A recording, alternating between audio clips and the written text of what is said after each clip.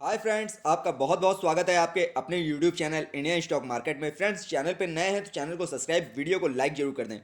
Friends, आज हम बात कर रहे हैं पेटीएम की। 197 कम्युनिकेशन लिमिटेड कंपनी का नाम है। लार्ज कैप कंपनी है। कंपनी का काम ऑनलाइन सर्विसेज प्रोवाइड करना है, यूपीआई ट्रांसफ़र और मोबाइल रिचार्ज, इंटरनेट बैंकिंग, कई सुविधाएं कंपनी जो है प्रोवाइड करती है। बट कंपनी का जो स्टॉक प्राइस है लगातार गिर रहा है। कंपनी का स्टॉक प्राइस प्रेजेंट में 906 रुपये पे चल रहा है। जो कंपनी का हाई बना है अब तक का वो 1955 रुपये का बना है। लो जो बना है वो 875 रुपये का बना है। कंपनी का जो आईपीओ आया था वो आया था नवंबर में, 8 नवंबर को। जो प्राइस बैंड रखा गया था वो 2150 रुपये के आसपास का रखा गया था। बट जब कंपनी की लिस्टिंग हुई, ये 200 रुपये नीचे की ओर लिस्ट हुआ, यानी 1950 रुपये का लिस्ट हुआ। कंपनी ने उसके बाद कभी भी अपने उस हाई लेवल को नहीं टच किया, यानी जो लिस्टिंग प्राइस था 2150 रुपये, उस पर वो कभी नहीं आया। तब से कंपनी का स्टॉक लगातार गिरता जा रहा है और कंपनी का जो स्टॉक है वो प्रेजेंट में करीब 58% के आसपास गिर चुका है। कंपनी का जो क्वार्टर का रिजल्ट आया है वो भी बहुत ही शानदार नहीं रहा है। कंपनी ने खाली रेवेन्यू में ग्रोथ किया है, ओवरऑल जो नेट इनकम है उसमें लॉस ही देखने को मिल रही है। कंपनी का जो कामकाज है बहुत ही अच्छे ट्रैक पे नहीं है। हालांकि कंपनी का जो फंडामेंटल है वो भी बहुत ही वीक दिख रहा है। बट काफ़ी निवेशकों ने इसमें निवेश कर रखा है। कंपनी का जो मार्केट कैप है प्रेजेंट में करीब 58,000 करोड़ से ज़्यादा का है। शेयर होल्डर्स की संख्या भी इसमें 10.5 लाख के आसपास है, यानी शेयर होल्डर्स ने काफ़ी ज़्यादा निवेश कर रखा है इसके अंदर। जिस तरह से हवा उड़ाया गया था इसके आईपीओ को लेके कि बहुत बड़ा आईपीओ आ रहा है, इंडिया का सबसे बड़ा आईपीओ है, बहुत ज़्यादा अच्छी लिस्टिंग प्राइस पे लिस्ट होने वाला है, बट ऐसा कुछ नहीं हुआ। इसके अपोजिट हुआ।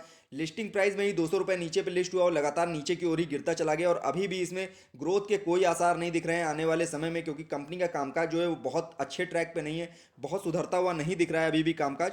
कंपनी के अगर ओवरऑल कामकाज की हम बात करें तो कंपनी का जो स्टॉक प्राइस है वो प्रेजेंट में 906 रुपये पर रन कर रहा है। कंपनी का जो stock price last day open हुआ था वो 933 रुपये पे ओपन हुआ था। हाई बनाया था 934 रुपये 45 पैसे का, लो बनाया था 903 रुपये का। लास्ट में क्लोजिंग जो दी है वो करीब 906 रुपये 60 पैसे पे दी है, यानी 31 रुपये नीचे की ओर। कंपनी का स्टॉक लगातार गिरावट की दौर में दिख रहा है। कंपनी का जो क्वार्टर 3 का रिजल्ट आया है वो भी बहुत ही बेकार रिजल्ट है, यानी कंपनी एक तरह से कहा जाए तो कंपनी प्रॉफिट मेकिंग नहीं हो पा रही है। लास्ट के 4-5 सालों से जो कंपनी का लॉस है वो कवर नहीं हो पा रहा है और लगातार घाटा होता ही जा रहा है। कंपनी मार्केट में लिस्ट होने के पहले भी घाटे में थी और लिस्ट होने के बाद भी अभी भी घाटे में ही चल रही है कंपनी। कंपनी के अगर क्वार्टर्स के रिजल्ट की बात करें, सितंबर क्वार्टर का जो रिजल्ट था कंपनी का, उसमें जो प्रॉफिट था, रेवेन्यू था वो करीब 1051 करोड़ का था और जो लॉस था वो करीब 461 करोड़ का था। वो लॉस दिसंबर क्वार्टर में और ज़्यादा बढ़ गया और रेवेन्यू भी घट गया, यानी दिसंबर क्वार्टर में जो रेवेन्यू कंपनी ने इकट्ठा किया वो 921 करोड़ का था और जो नेट लॉस शो किया है वो 789 करोड़ का था, यानी कंपनी लगातार घाटे में ही चल रही है। हालांकि जो कंपनी का जो रेवेन्यू है वो ईयर ऑन ईयर बेस पे काफ़ी अच्छा सुधार देखने को मिल रहा है। उसमें करीब 89% की ग्रोथ देखने को मिली है ईयर ऑन ईयर बेस पे कंपनी के रेवेन्यू में। कंपनी के लास्ट डे वर्किंग की बात करें, यानी जब लास्ट डे वर्किंग में कंपनी का कामकाज चल रहा था, शेयर होल्डर्स की इसमें किस हिसाब से खरीदारी हो रही थी, 1,87,000 से ज़्यादा का वैल्यूम हुआ था। कंपनी में 78,000 के आसपास की डिलीवरी उठाई गई थी। डिलीवरी का जो परसेंटेज था वो करीब 41% से ज़्यादा था, यानी लोग इसमें अभी भी खरीदारी कर रहे हैं। जिनको बहुत ज़्यादा लॉस हो चुका है वो किसी भी तरह कोशिश कर रहे हैं कि इस लॉस को कम किया जाए और इसको प्रॉफिट मेकिंग बनाया जाए, जिस तरह से एवरेज हो सके इसके स्टॉक को गिरावट में खरीद खरीद के एवरेज किया जाए। तो कोशिश सबकी यही है, क्योंकि जो लोगों ने आईपीओ प्राइस पे खरीदा था या आईपीओ बुक किया था, जिनको आईपीओ अलॉट हो गया था, वो सभी इस समय बहुत ही ज़्यादा लॉस में फंसे हुए हैं। उनकी संपत्ति आधी हो चुकी है, यानी जितने पे स्टॉक प्राइस लिस्ट हुआ था उससे आधे दाम पे इस समय चल रहा है। और अभी भी जिस तरह से एनालिसिस इसमें सजेस्ट कर रहे हैं कि अभी 25% के आसपास इसमें और गिरावट देखने को आपको फ्यूचर में मिल सकती है।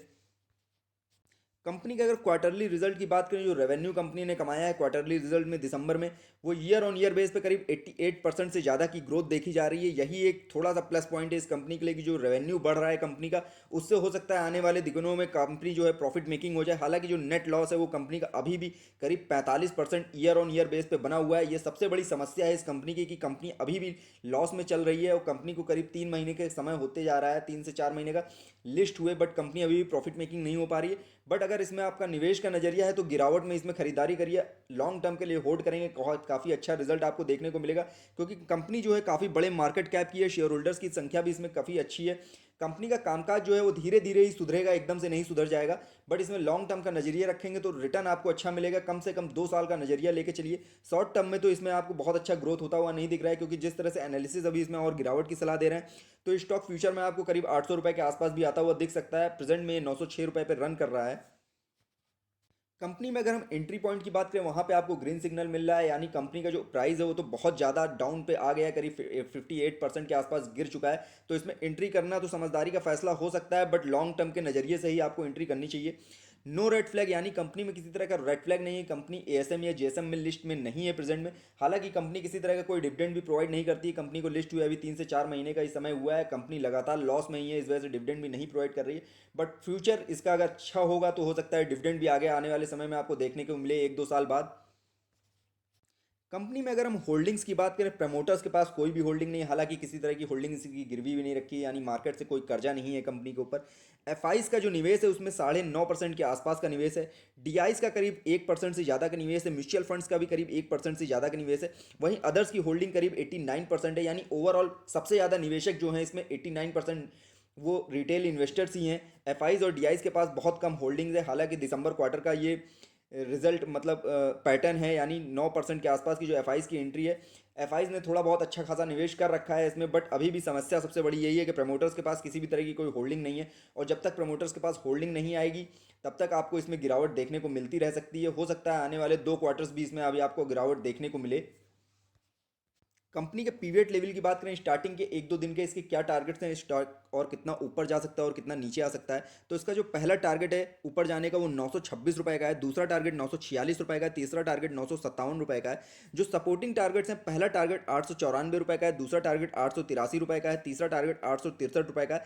हालांकि जिस तरह से गिरावट देखने को मिल रही है स्टॉक में, ओवरऑल पूरा मार्केट भी गिर रहा है, और इस स्टॉक में जितने निवेशक हैं जिनको काफ़ी भारी नुकसान हो चुका है, वो भी किसी तरह एवरेज करने की कोशिश कर रहे हैं, और जिनका शॉर्ट टर्म का नजरिया है वो इसमें प्रॉफिट लॉस बुक कर रहे हैं। तो उस हिसाब से आपको अभी इसमें जो 863 का लेवल है ये भी देखने को मिल सकता है, क्योंकि कंपनी में जिस तरह से गिरावट हो रही है इसमें अभी गिरावट का दौर और जारी रहने वाला है। तो हो सकता है आपको फ्यूचर में भी 883 का लेवल जो है वो ब्रेक होता हुआ दिख जाए।